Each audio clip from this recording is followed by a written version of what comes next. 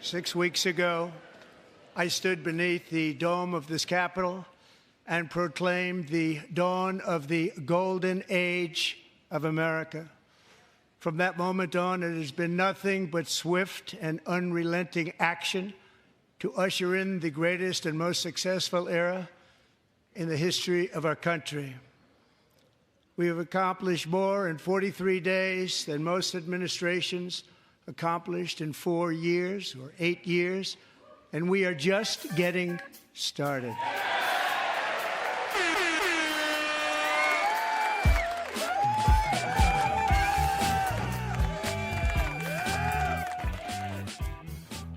Hello and welcome, ladies and gentlemen. We're back.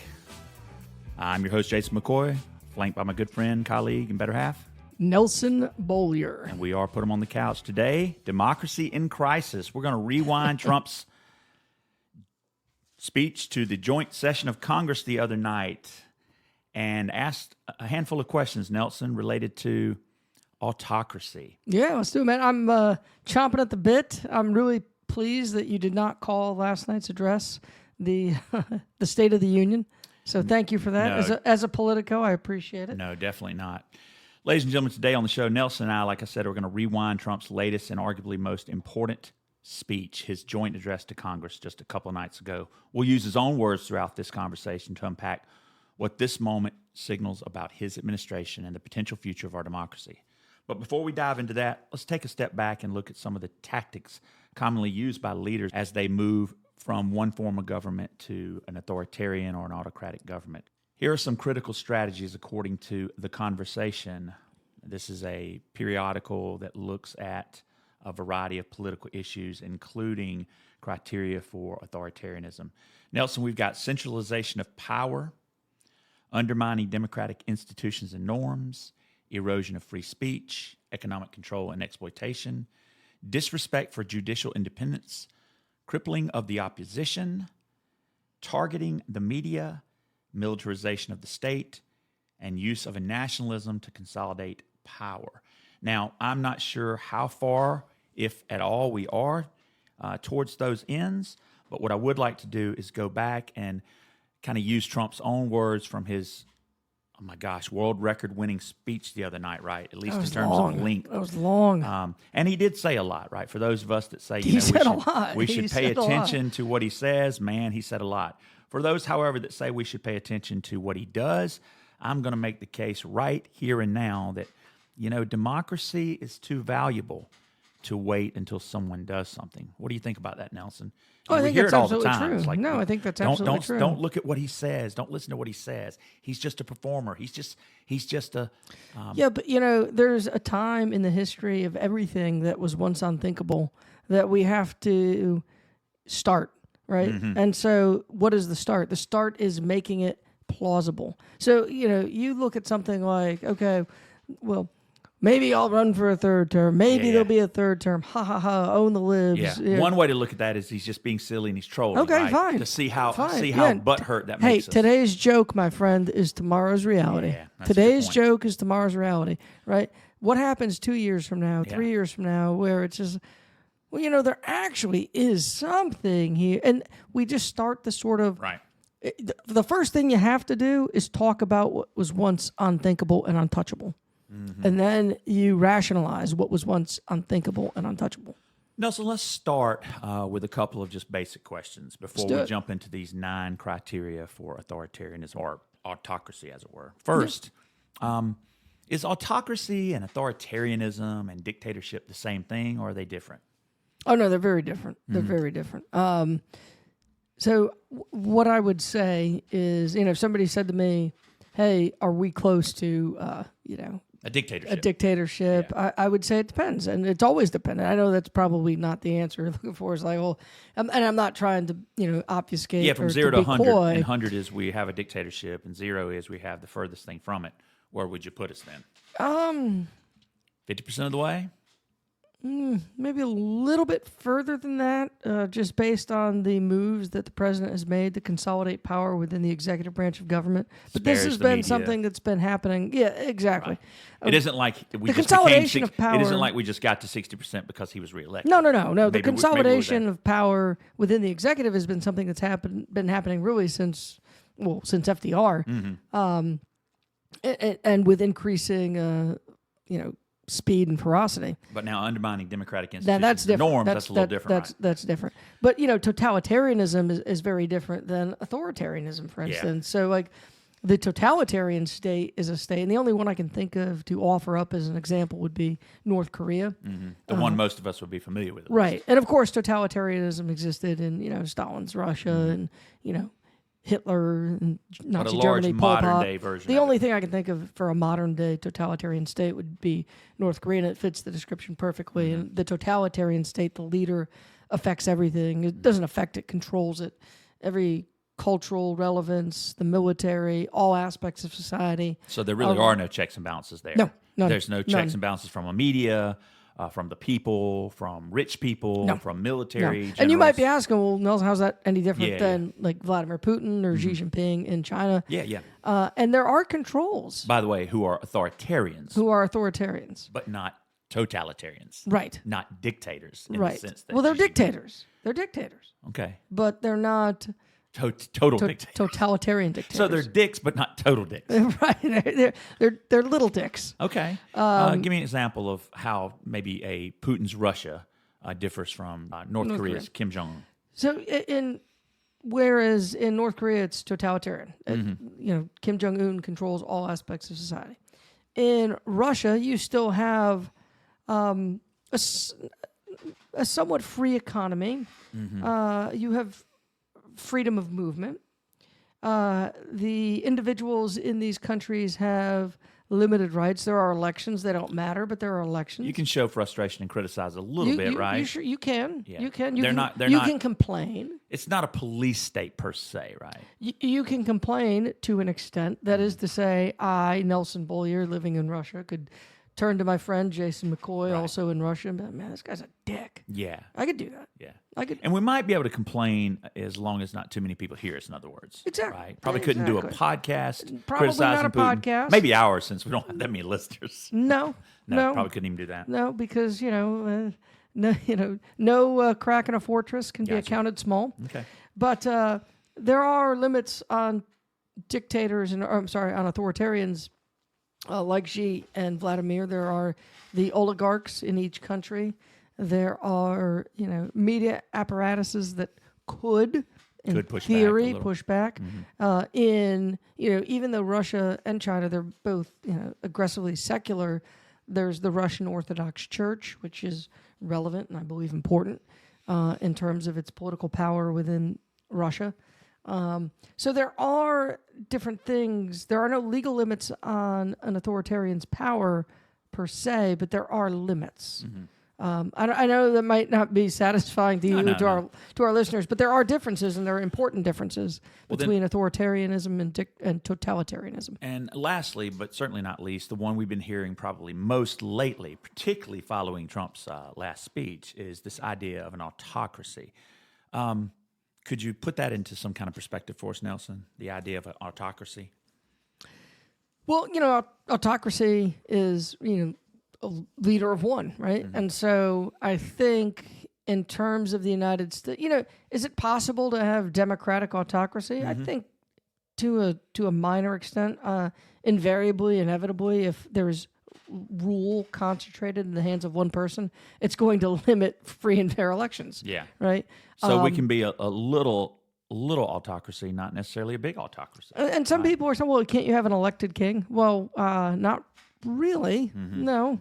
Putting aside that kingship is inherently based on biology and, birthright. The monarchy you're talking about. But could we as a society, could we as America choose every 4 years to give king-like powers to an individual? And I believe that this is where America has been heading for a long time, continues to head. Is giving power to people that want to do these things that are king-like.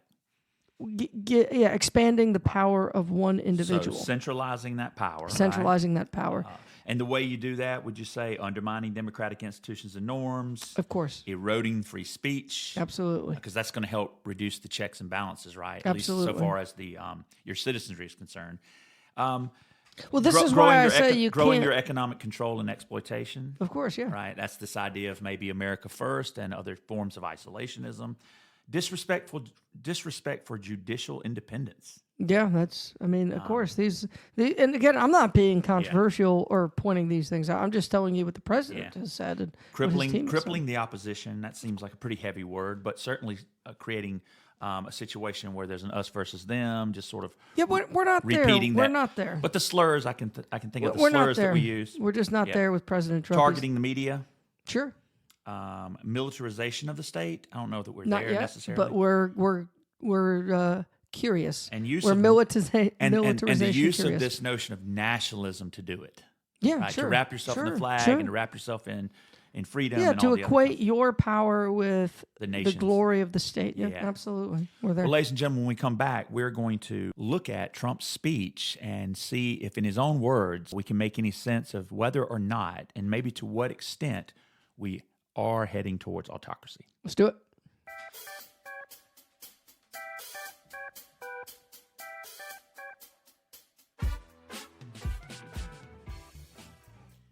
And we're back, ladies and gentlemen. You listen to Put 'em on the Couch. This is the Trump speech rewinded. Are we really headed for autocracy, Nelson?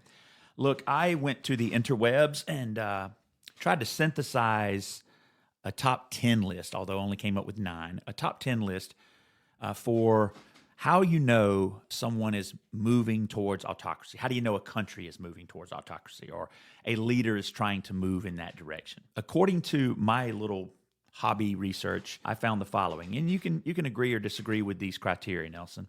Centralization of power. Autocratic regimes often consolidate power in the hands of one individual or a small group. What do you think? Okay. Yeah. Do I think? Sense? Yeah, does that sound like autocracy as you understand it? All right. Here's another. Undermining democratic institutions and norms. Yep. Autocratic leaders weaken or bypass democratic institutions, norms, and processes that hold them accountable. Yep. Erosion of free speech. Yeah. The suppression of free speech and the press is a hallmark of autocratic regimes. Economic control and exploitation. Some. Yeah. Autocratic regimes often manipulate the economy to maintain power. I was thinking about the cryptocurrency that we're seem to be marching towards. That's going on today. Now. And I can also tell you that the administration and Elon Musk have openly discussed, using different metrics to inform the Bureau of Labor and Statistics, which is kind of funny because changing the criteria, right? Well, and the thing about openly discussing it, it's like, autocratic dummies 101. It's like that if you openly discuss it, then the businesses that rely on those metrics to inform their decision making aren't going to trust that anyway. So that's just so dumb. Well, we had a jobs and labor report today, didn't we? Yeah, and it looked better than we thought it would. But my understanding is that it's just a matter of when the report was pulled, when it was generated, right? Yeah. It was generated just before all of the cuts to the federal government took place, right? So a lot of those people who were laid off, and we've laid off tens of thousands of those provisional employees, right? Those probationary employees. Sure. They were counted as fully employed. Yeah, I know. In this one. Yeah. Disrespect for judicial independence. Autocrats often attack the judiciary, attempting to undermine its independence. Yep. Cripple the opposition, using slurs and dismissive language, I don't discrediting, targeting the media. Yep. Look at the media back there. Yeah. Referring to them as the enemy of the people, saying that they're fake news. Militarization of the state. Again, autocrats frequently militarize state institutions to intimidate political opponents and maintain control over the population. We could see that. Yeah, I haven't seen it with the military, although he did seem to try it when he was buzzing helicopters, right? Well, look, the JAG officers, you saw Pete Hegseth is asked for their resignation, So to me, that's really scary. Somebody always said, look, the only reason you ask for new lawyers is because you want new laws. And of course, getting rid of the generals as well, right? That's very scary. Very, very scary. And finally, use of nationalism to consolidate power, which to me, as a person who studies psychology, is the most scary, right? National rhetoric is often employed by autocrats to rally the populace behind the regime. So you might be rallying behind something, you don't even understand the implications of it, right? Yeah. You just know they're wearing a hat that you like, you got a tattoo that they've got, you've got a flag that they've got, you use their lingo, right? Well, even the term USA is sort of, I don't like seeing the chanting of the initials of the nation at any political rally. I see it too often.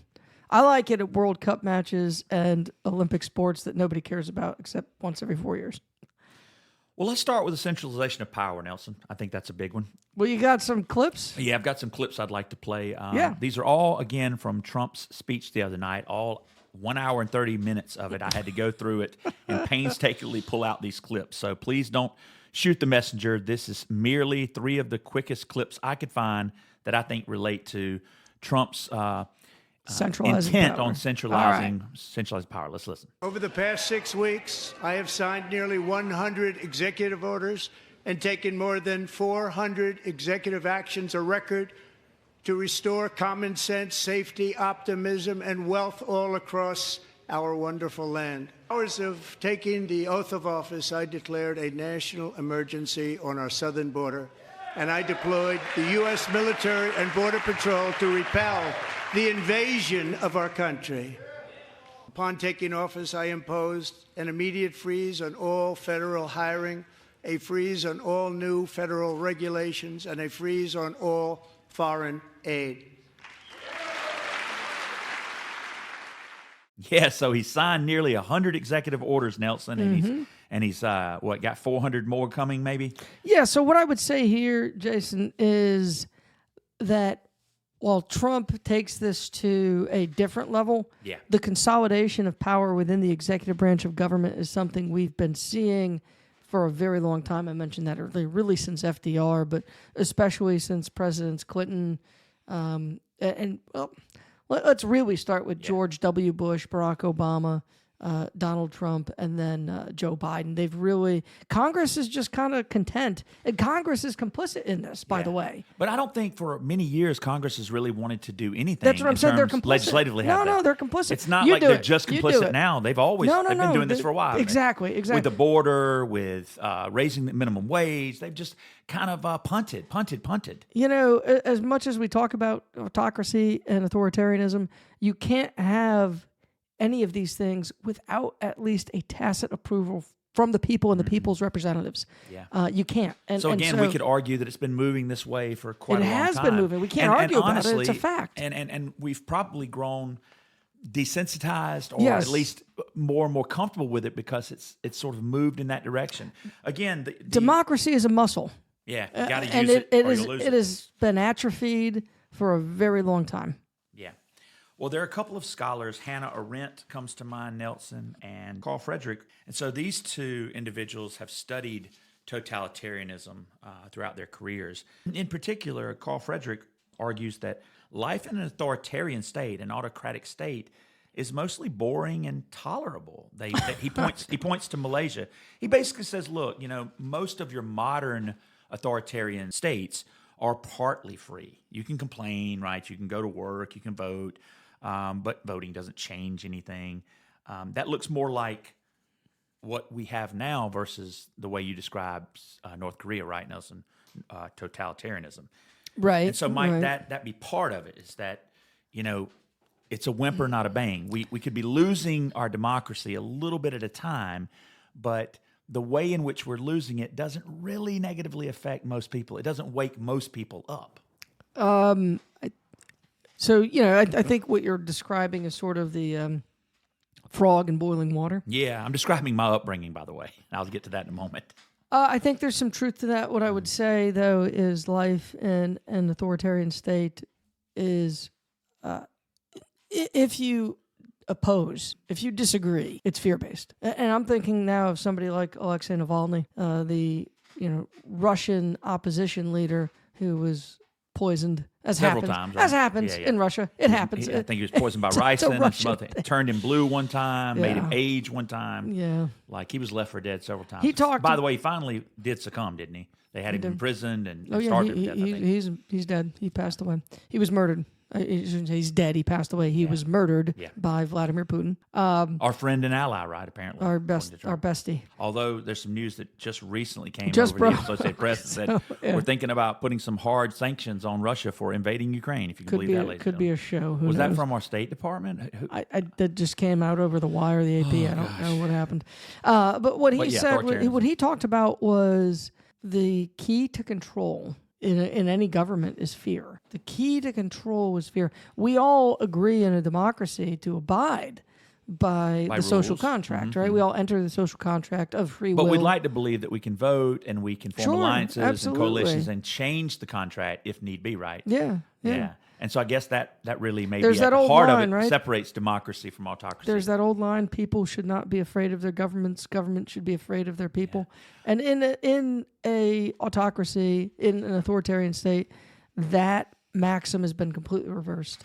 And if you can let go of that fear, as Navalny did, then that's the only way to reestablish your own individual freedom, following your conscience. It seems so hard for us to let go of those fears because those fears have been ingrained and reinforced in us throughout our entire lives. I mean, I think about the poor and the sort of middle class. I was raised closer to the poor end, Nelson. I'm not sure if it would necessarily relate to the middle class, although I think it probably does in most countries. But growing up, my father was a dictator. My Little League baseball coach was an authoritarian. My pastor at my church was an autocrat, right? Everywhere I went, there were people, mostly grown-ups, who asserted their authority over me. And I was told, be quiet, you should be seen, not heard, don't ask questions. Do what you're told. Do what you're told. told. You say yes, sir, and no, sir. I mean, it sounds very authoritarian to me. And the only reason I mention that is because there is actually some research that connects people's upbringing, that is, the style with which they were parented, and their degree of political polarization today. Would you like to hear more about that? Yeah. So there is a researcher at the University of North Carolina, Chapel Hill I come upon, Jonathan Wheeler. He is interested in the extent to which a person's parenting style might predict the extent to which they are comfortable with authoritarianism as a form of government.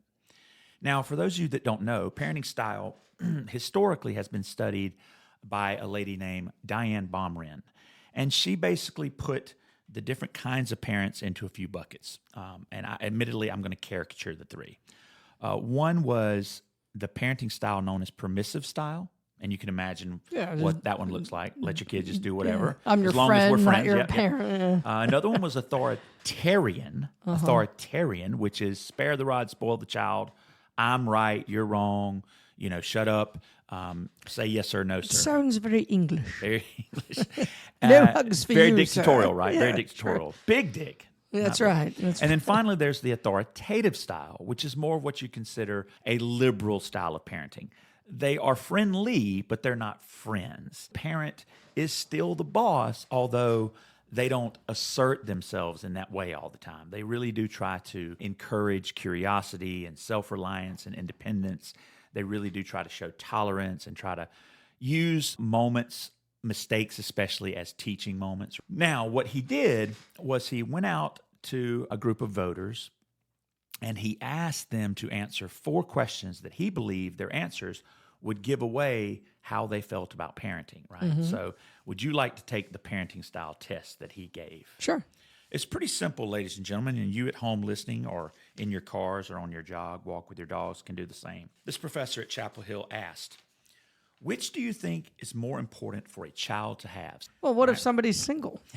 Well, And without children? How would they imagine it? Okay, all right. Maybe they're babysitting their nephew. All right, here we go. Which do you think is more important for a child to have? Respect for elders or independence? Independence. Obedience to authority or self-reliance? Self-reliance. Good manners or curiosity? Curiosity. And being well-behaved versus being considerate? I would say it's more important to be considerate. Yep. And those are the 4 things, for the most part, that I try to instill in both of my children, age 8 and 10. And I think I always will. And I'm not here to disparage or judge anyone who believes the opposite, right? I am just here to tell you that if you answered like Nelson and I answer, you'd be more of an authoritative parent. If you answered like many people in the UNC professors survey answered, where they said it's more important for my kids to have respect for all elders, show obedience to authority, demonstrate good manners, and be well behaved, then you have more of a authoritarian style. Well, and then he asked them, right, some questions about living in an autocracy, living in authoritarianism. And he said they seem less critical of authoritarianism, less critical of autocracy. Now, I would say, coupled with the fact that most of us growing up, in fact, most of us throughout our adult lives, have lived under some form of dictatorship, autocracy, authoritarianism, right? Again, if you have or have had a job in the military, chances are it's been pretty autocratic, pretty dictatorial. We wouldn't use those words, but let's face it, there's not a lot of room for dissent. Probably wouldn't work for you to have form a coup or an alliance against your squad leader or your general. I think also about, again, in church, there's not a lot that you can do unless you just leave the church, right? You don't often change the word yourself.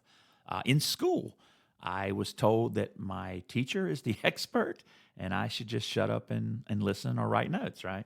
What do you think, Nelson? Well, I think there's some truth to that. I think we've all experienced some form of democracy, but I think, or of authoritarianism, but I think really what it comes down to is the ability to control something that is needed or strongly desired, right? That is to say that I feel like authoritarian tendencies within a household would be heavily geared toward a household that, where there was not that much for the child to begin with. So I'm thinking now of somebody like, Abraham Lincoln, and not just Abraham Lincoln, right? But an entire generation of Americans who grew up in the early 1800s. Didn't have a whole lot, right? Pretty, not by today's standards. No, they were pretty impoverished, especially somebody like Lincoln. Dirt floor, lived log meager, cabins. humble lives. Absolutely, who lived in a society that was, full of possibility, a society where you could make your mark, you could, become a person of distinction, regardless of how you started, and they hungered for that, and oftentimes, in opposition to what their parents wanted, which, with Thomas Lincoln, he was a very hard man. It was shut up and do your job. Go out there, feed the pigs, quit reading that book. So they really, Lincoln and his father really didn't like each other. When they become parents, when Mary Todd and Abraham become parents, they embrace this new style of parenting where, and you can see it in photographs, instead of looking like little adults with, very grim faces, their children were doted upon, middle class to upper middle class families, really revolutionized in a respect the way in which we parent our children, because they had means, they grew up in an authoritarian style, and they wanted to be, if not permissive, certainly more authoritative, more collaborative with their children. And I think that's the style that really descends through the 20th century. There is a connection, I think, to our politics and our parenting. Those of you that are interested in hearing more about what Jonathan Wheeler has to say, looking at his research, can take a look at his book, Authoritarianism and Polarization in American Politics. Also, Nelson, I wanted to mention researchers like Wheeler and others have found that authoritarian parents, and this probably won't come as a surprise to you, show less tolerance towards minority groups, marginalized groups, gays, women, LGBTQ+. And you certainly heard that the other night when Trump was yelling out various slurs. He was reading LGBTQ+, and he was doing it in a way that sounded kind of sarcastic or Let's condescending. play that real quick. Just listen to some of the appalling waste we have already identified. $8 million to promote LGBTQI+ in the African nation of Lesotho, which nobody has ever heard of.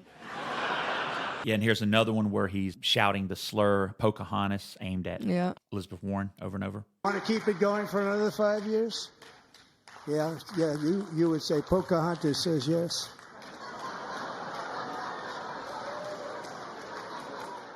Yeah. So again, the people who tend to endorse authoritarianism tend to say, it's not so bad. I wouldn't be that uncomfortable with it.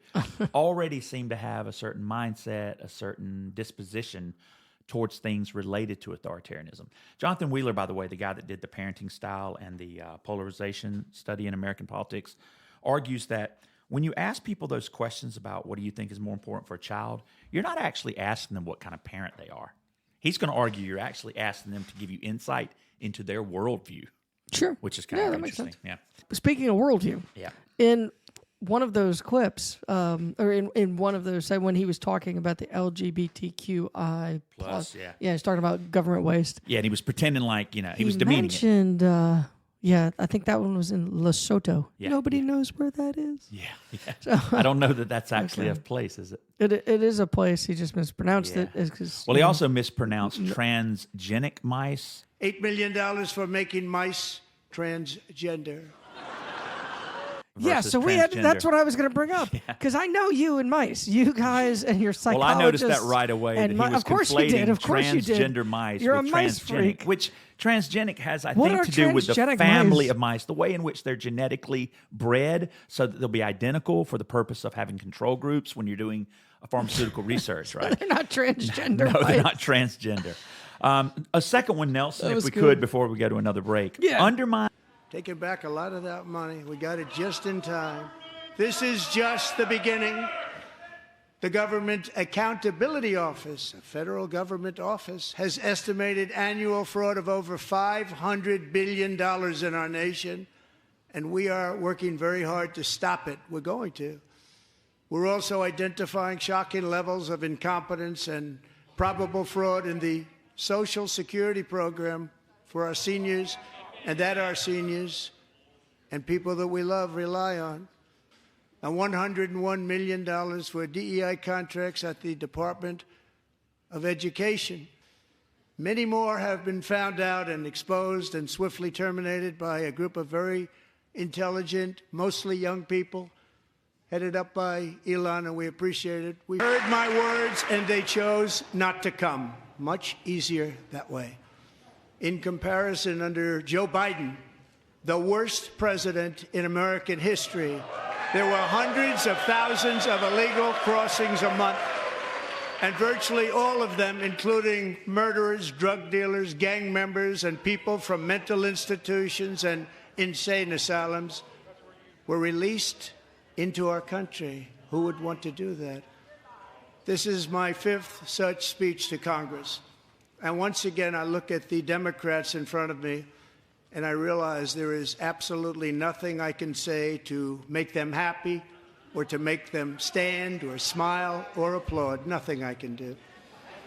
And then as soon as he makes one of his many lies and says that he has a mandate, Representative Al Green from Texas stood up, waved his cane at him, and said, "You don't have a mandate. You don't have a mandate." Right at that very moment, the speaker stood up, hit the gavel, Speaker Johnson, and said, you've got to stop doing that.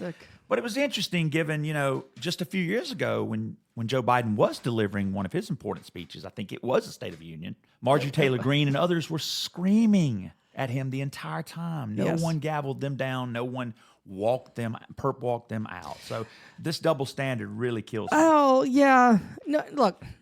Which honestly could tie into It's hard because we're not living President Trump's behavior doesn't indicate, to me, somebody who values traditional democratic norms. Okay, point one. Mm-hmm. Point two is, how do you deal with that?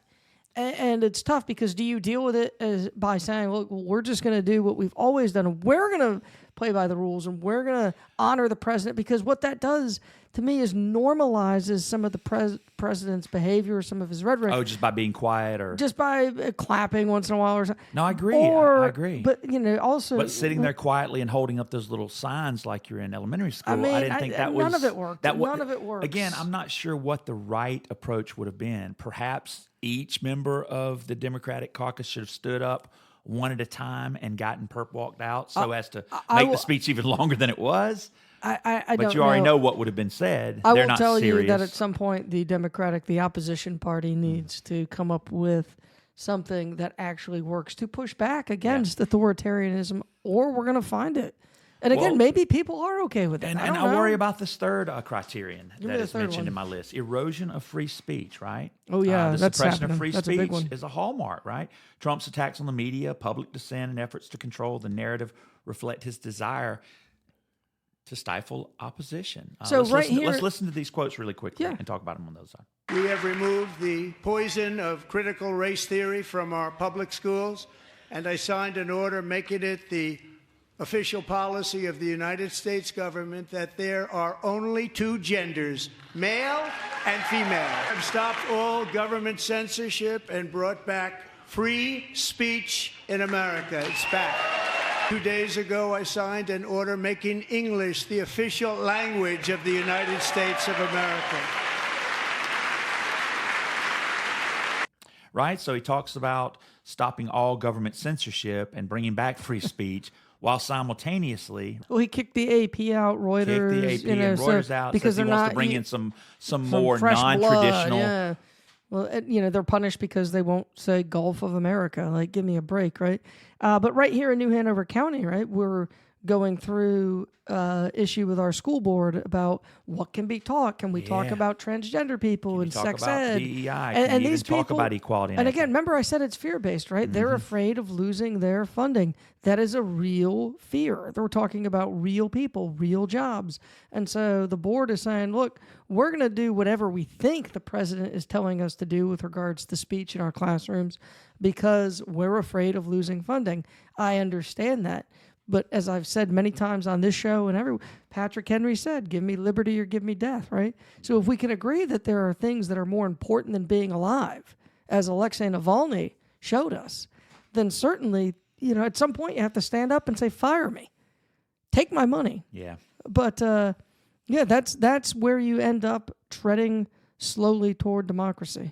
Or towards autocracy. Trudging toward autocracy. I'm sorry, yeah. Nelson, let's take a break, and when we come back, we'll do 4 through 9. All right.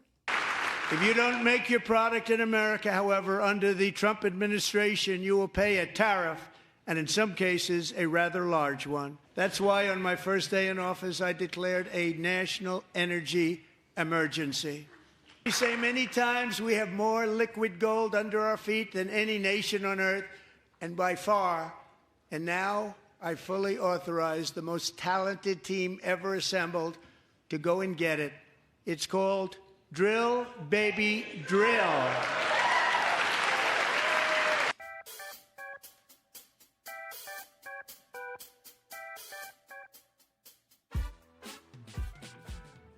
Nelson and I went ahead and played the next 3 quotes that relate to the criterion I call economic control and exploitation. You heard right there in Trump's own speech reflection of his emphasis on tariffs, economic measures aimed at consolidating influence, and how such policies might negatively affect the average citizen.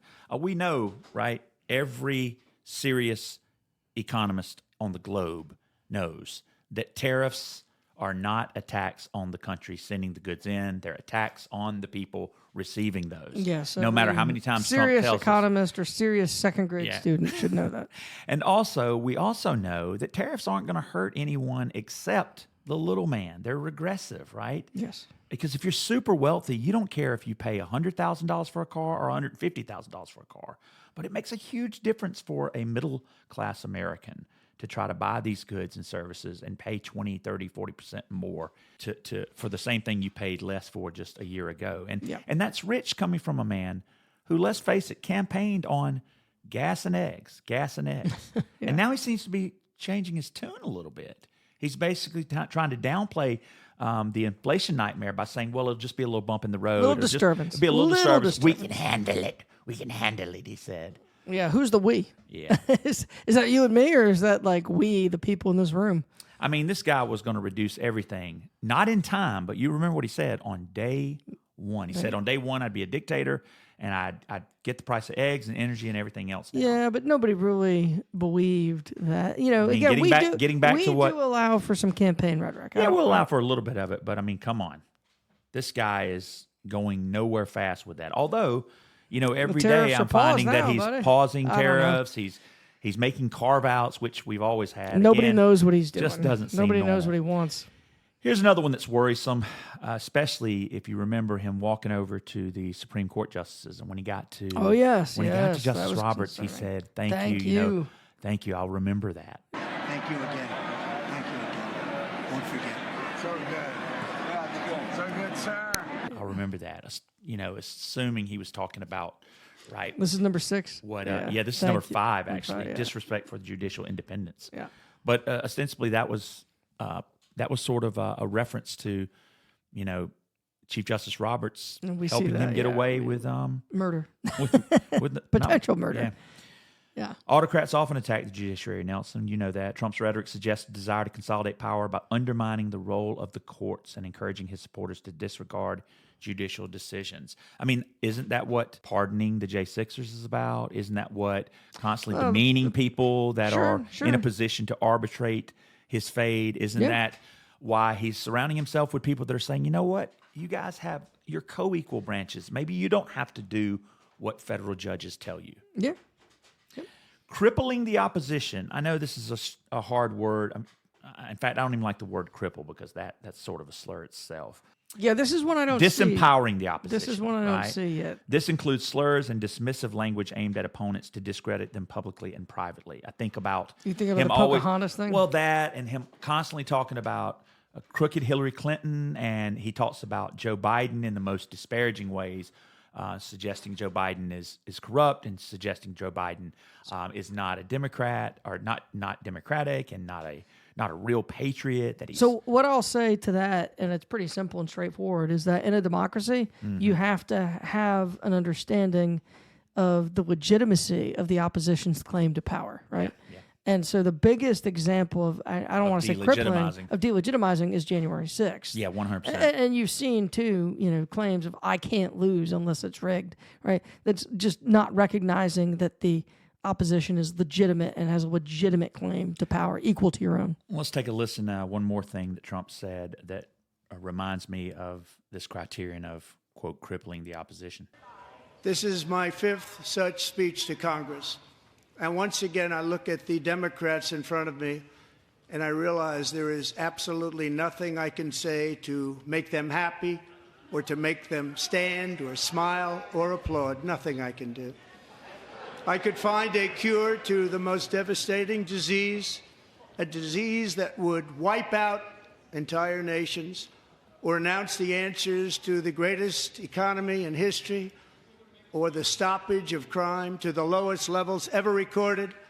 And these people sitting right here will not clap, will not stand, and certainly will not cheer for these astronomical achievements. They won't do it, no matter what. Five times I've been up here.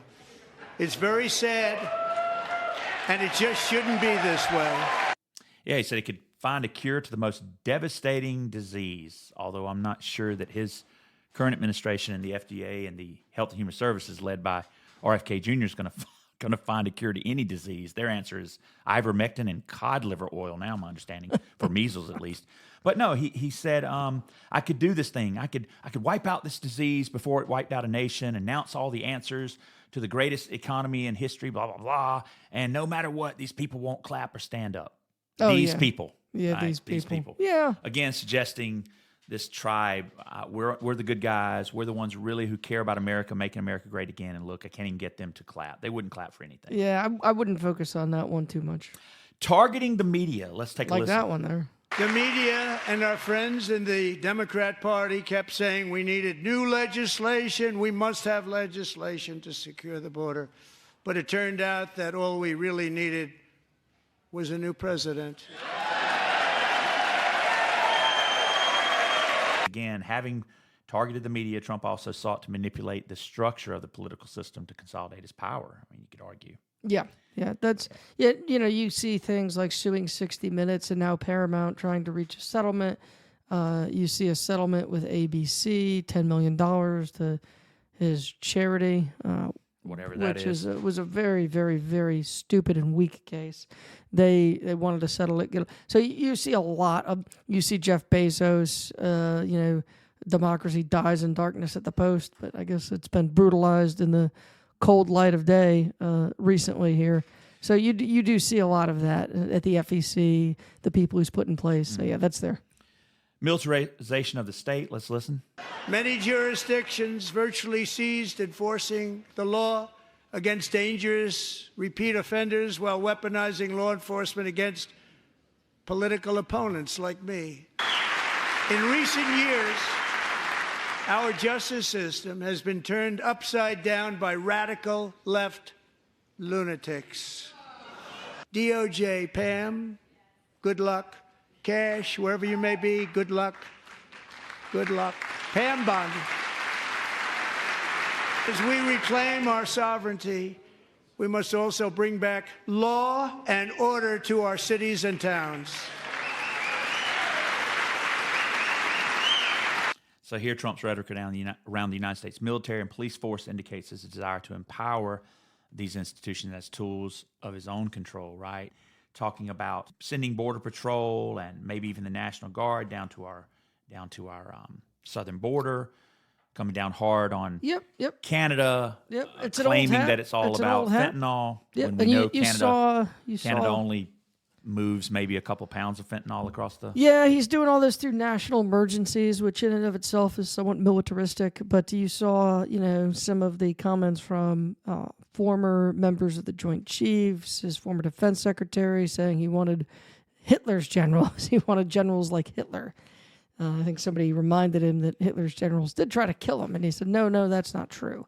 But he's getting it, right? He fired the chairman of the Joint Chiefs before his term ended. He went down, swooped up a retired 3-star general who he likes. Yeah. So look, who might even be more MAGA than some of the others. He's doing that. And again, with the firing of the JAG lawyers, that's from Pete Hegseth, that's very concerning. So, that's in there. And finally, use of nationalism to consolidate power. The use of nationalism. Every day my administration is fighting to deliver the change America needs to bring a future that America deserves. This is a time for big dreams and bold action. We've ended the tyranny of so-called diversity, equity, and inclusion policies all across the entire federal government and indeed the private sector and our military.